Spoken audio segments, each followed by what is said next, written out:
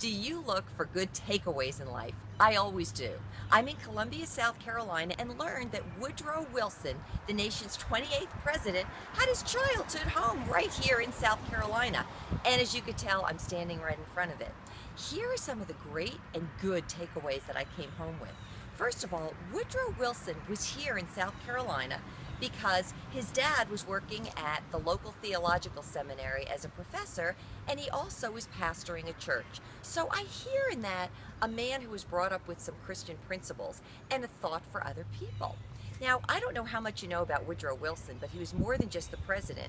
He was also the same man who started the idea of the League of Nations, which came before our United Nations. So he was a man that looked for peace. He also was a gentleman who led the progressive movement when he was president, and that meant putting restrictions on child labor laws, making sure that adults were working 8-hour days as opposed to 12-hour days.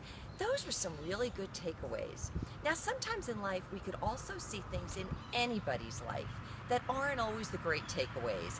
One of the cases about Woodrow Wilson is that because we are here in the South, there was definitely a feeling of segregation. And as I learned reading about Woodrow Wilson is that he did have some racist attitudes. Those things did come from him right here in the South.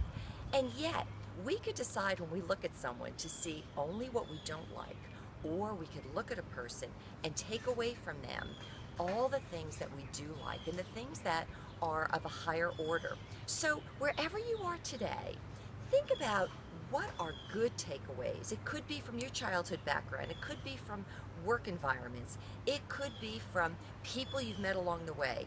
Think about what some of the good takeaways are. And by the way, if you end up here in Columbia, South Carolina, I would encourage you to come and see the childhood home of our 28th president, Woodrow Wilson. This has been Maura with a thought for your day. Bye-bye.